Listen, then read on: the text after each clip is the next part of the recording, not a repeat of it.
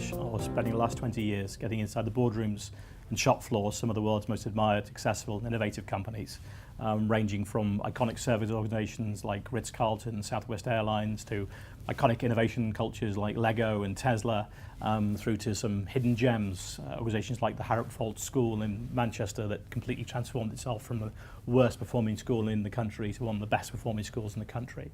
And that's given me material for the first thing I'd like to talk about, which is what are the characteristics of high performing cultures. At Wavelength, we refer to them as the Wavelength 10. When you go inside high-performing organizations around the world, it's an absolute laser beam focus about getting the right people on the bus. Absolutely clear what kind of person fits our DNA, and they recruit for it, and they bring it on board, or onboard them brilliantly, and they promote for it. I'll give you a couple of examples. Pret a Manger. It's a lovely, lovely quotation.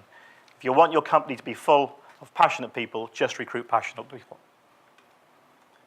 One of the best questions I ever heard at the conference really got to this point, which was a director from Nordstrom, the iconic American retailer famed for legendary customer service.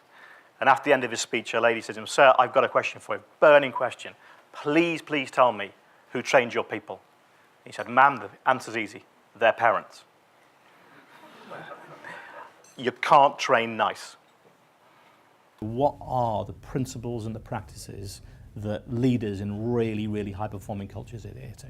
And that range from compelling purpose through to a real bold stance in innovation to relentless alignment. One of the things that I have discovered going into great companies around the world is that they are relentlessly focused on ensuring that what gets measured, recognized, and rewarded gets done.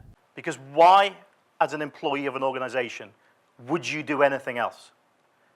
If how you're spending your time isn't getting measured, isn't getting recognized, isn't getting rewarded, isn't getting celebrated, why would you do anything else with your time?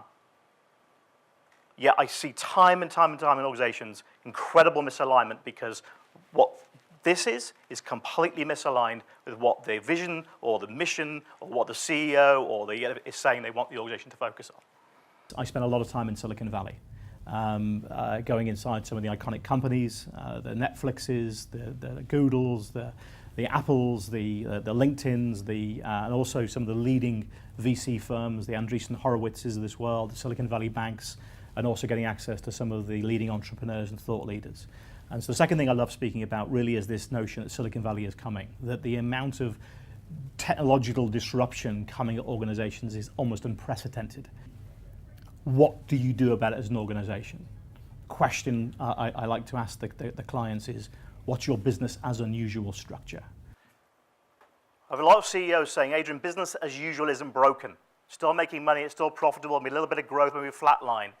But I'm lying awake, paranoid I'm going to be Ubered. So what are you going to do about it?" And so Umpqua Bank, again, world's greatest bank. Legendary reputation for customer service and people. 18 months ago, created a brand new venture, Pivotus Ventures. Brilliant branding. If any of you spend any time in Silicon Valley, you don't fail, you pivot. Because I do have just an incredible amount of stories, and I like to be able to put those into the room to really provide the client with the inspiration, the provocation, the education, so they come away thinking, right, I've really, really got the principle, and I've really got some great examples of how other companies and leaders go about taking a bold stance in innovation, creating a high-performance culture, leading change.